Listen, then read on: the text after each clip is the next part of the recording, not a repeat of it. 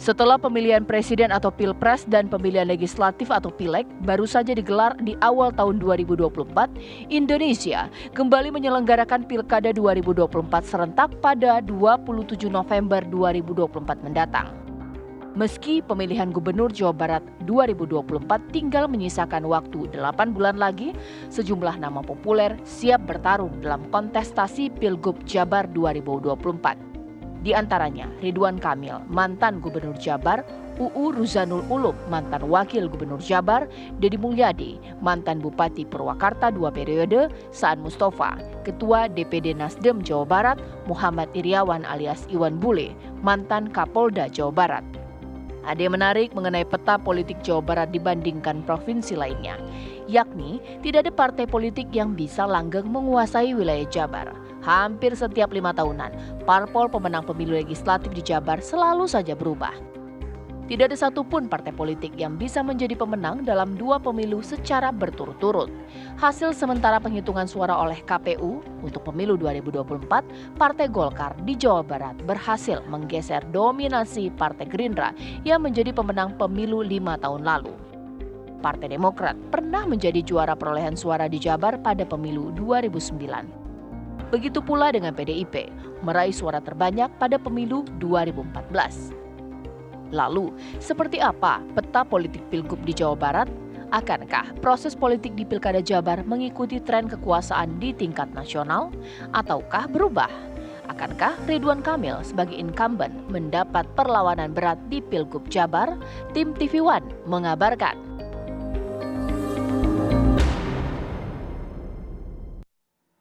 Saya jadi penasaran pemirsa, karakter seperti apa atau sosok seperti apa sih yang diinginkan oleh warga Jawa Barat untuk dipilih menjadi gubernur mereka pemirsa? Kang Ujang, perlukah sosok yang muda, mungkin pernah menjabat sebagai kepala daerah di daerah tersebut atau daerah lainnya? Ataukah sosok yang dekat dengan Gen Z atau juga milenial? Ataukah religius dan lain-lain? Ya banyak faktor ya kalau kita bisa menjelaskan soal kultur Jawa Barat. Ya, sebenarnya paling penting, yang paling besar, yang paling dominan itu soal kesukuan menjadi penting. Misalkan saya dari Jawa Barat. Kenapa penting? Ya ada ikatan tersendiri di masyarakat Jawa Barat itu sama dengan kesuku yang lain. Tapi di Jawa Barat ini lebih kental gitu. Jadi misalkan kalau kita ketemu sama lah Mbak Caca gitu ya, kalau ketemu dengan sesama sukunya kan lebih erat gitu. Nah, Jawa Barat ini keunikannya di situ. Dia kalau dibandingkan dengan suku yang lain, saya melihat engagement ya, keterikatannya lebih tinggi kalau misalkan ada sosok cagupnya dari orangnya sendiri gitu ya. Apalagi misalkan menggunakan bahasa Sunda itu lebih mengena, lebih dapat. Tentu faktor-faktor lain juga menjadi penting, seperti faktor religiositas, terutama dari wilayah Periangan itu penting, Tasik gitu, wilayah Hasan tuh kalau unsur religiositas itu menjadi penting. Tetapi kalau wilayah Pantura pendekatannya yang lain gitu. Jadi tergantung itu, banyak daerah-daerah yang pendekatannya juga spesial, tidak sama gitu di wilayah Jawa Barat itu. Dan saya melihat partai politik sudah paham betul dengan kekuatan itu. Nah yang ketiga saya melihat ya tentu ada faktor lainnya yang lebih penting, misalkan soal kualitas. Bagaimanapun seorang gubernur harus punya kualitas. Nah lalu yang paling penting kalau menurut saya juga ada soal leadership, Mbak.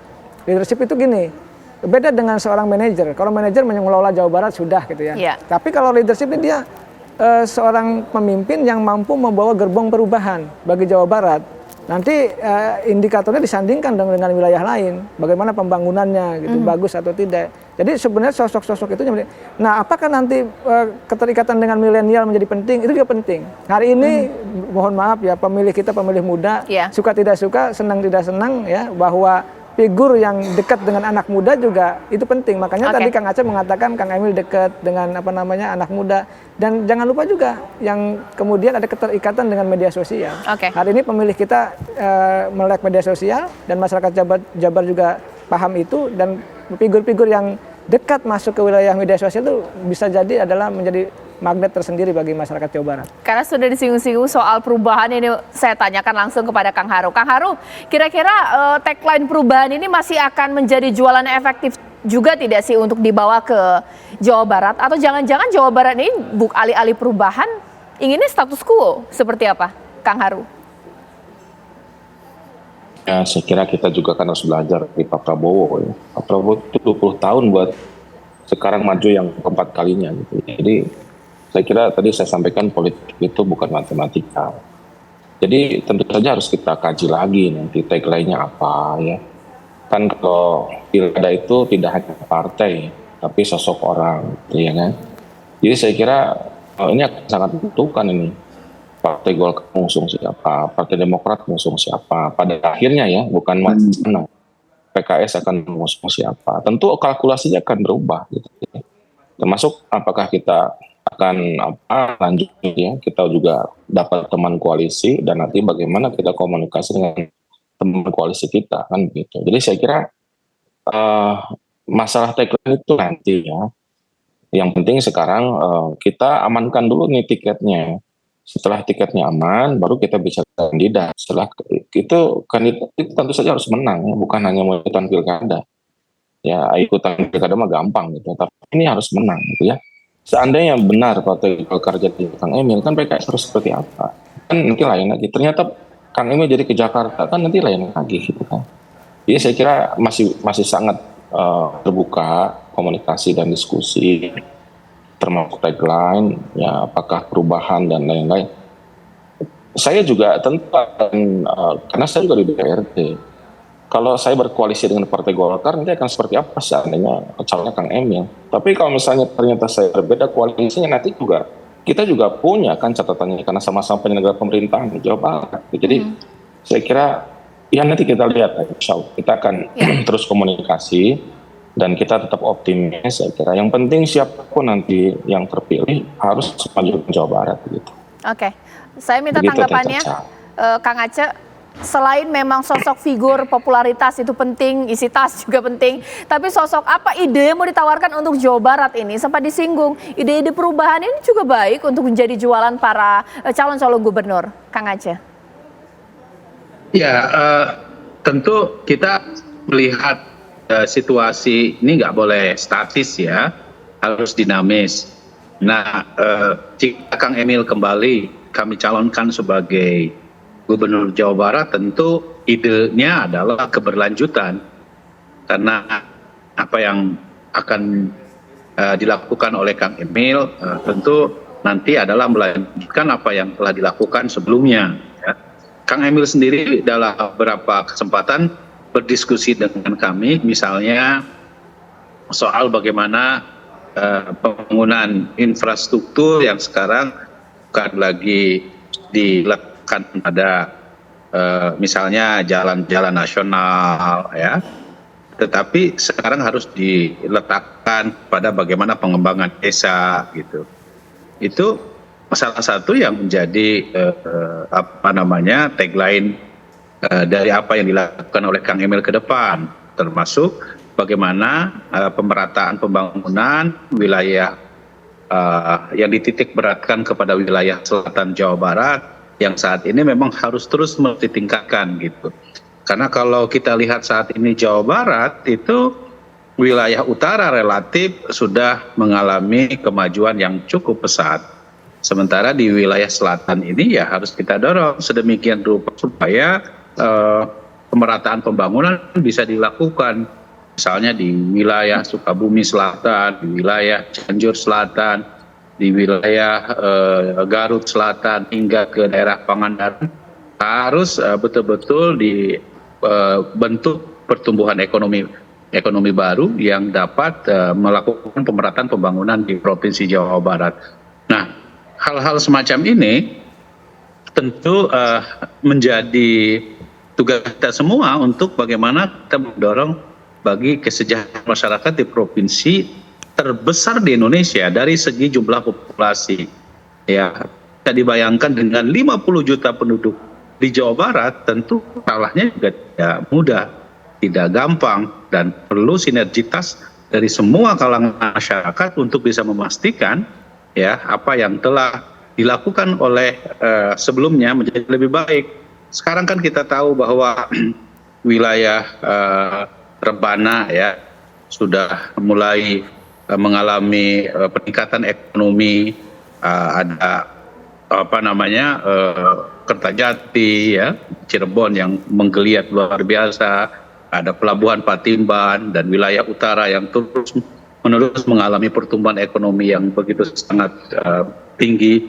Tentu ini semua harus kita dorong ya, karena alhamdulillah tentu kalau kita lihat Jawa Barat ini tingkat pertumbuhan ekonominya sejauh ini kan relatif lebih bagus, bahkan di atas rata-rata nasional.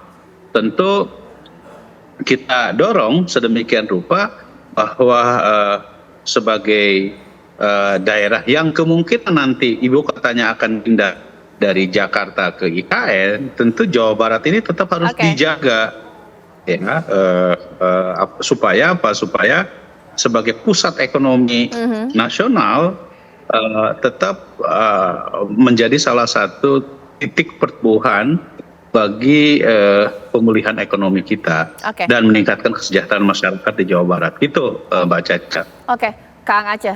Saya minta sekarang tanggapannya Bang Herman Hairon.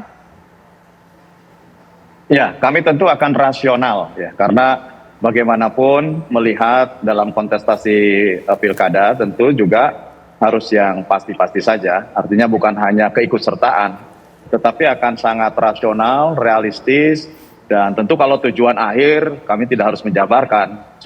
Semua kandidat pasti ingin ke depan Jawa Barat lebih baik, lebih maju, infrastrukturnya semakin baik, ketimpangan selatan utara semakin tipis, kemudian pendapatan rata-rata per kapita meningkat, rata-rata pertumbuhan IPM-nya lebih tinggi dari nasional. Tentu itu akan menjadi bahan-bahan pertimbangan ke depan bagi kandidat. Namun sekarang dalam kontestasi tentu yang harus dipersiapkan adalah kandidat siapa yang tepat untuk bisa memenuhi keinginan dan memenuhi selera pilihan warga Jawa Barat. Pertama, saya setuju bahwa Jawa Barat sebagai daerah religius, daerah yang memang agamanya kuat, dan tentu kita sangat terkenal kalau di Jawa Barat Sili Asa, Sili Asu, Sili Asih. Ini juga harus menjadi pertimbangan kandidat, orang yang mampu menaungi, orang yang mampu mengayomi seluruh warga Jawa Barat. Yang kedua, warga Jawa Barat juga warga berpendidikan. Oleh karenanya ya kita harus mampu menjawab tantangan masyarakat Jawa Barat dari sisi kemampuan untuk bisa mampu menyesuaikan dengan tingkat kemampuan rata-rata pendidikan Jawa Barat. Yang ketiga, apalagi Jawa Barat kita tahu sebagai sentral pendidikan. Situ ada perguruan-perguruan tinggi yang terkenal dan tentu memiliki strata tertentu. Nah, yang ketiga, Jawa Barat juga wilayah yang tidak suka dengan orang yang sombong, tidak suka dengan orang yang adigung-adiguna, orangnya handap asor, kata orang Sunda. Dan saya sebagai warga Jawa Barat yang tinggal di wilayah utara dan saya sekolah lama, saya di wilayah Jawa Barat Priangan, tentu sangat memahami. Dan oleh karenanya saya menyebutkan dua nama yang tentu ini bisa menjadi kandidat potensial, yaitu Kang Dede Yusuf dan Teh Eli Nurahdiana. Ini menurut saya tepatlah untuk ke depan menjadi bahan pertimbangan. Oke, terakhir di sini Kang Ujang, dari karakter-karakter tadi sudah disebutkan tadi, kira-kira akan ada tidak sih jangan-jangan kuda hitam juga yang cocok dengan karakter yang diinginkan oleh masyarakat Jawa Barat? Nah, kalau masyarakat Jawa Barat kan gini, kalau mereka sudah senang kepada figur tertentu itu sulit berubah. Misalkan Pak Prabowo lah, contoh aja ya kita di Pilpres. Pak Prabowo menang 2014, 2019, 2024. Sulit. Walaupun memang setia berarti ya? Ya setia, tapi dalam konteks ya kenapa? Ya senang dengan ketegasannya, gitu, dengan kesederhanaannya macam-macam. Nah, dalam konteks Pilgub juga sama. Kalau dia sudah senang dengan suatu figur tertentu, maka sulit berubah. Kecuali ada lawan tanding yang cukup kuat, figur lain yang memang bisa melebihi kandidat yang lain. Nah, ini penting di situ. Terima kasih Kang Ujang, terima kasih juga kepada Kang Aceh, Kang Haru, bahkan juga Bang Herman Hairon. Belanda masih jauh pemirsa, masih 8 bulan lagi. Kita panasi sajalah Pilgub Jabar. Nama-nama ini nanti apakah secara de facto atau de jure akan dicalonkan oleh masing-masing partai politik.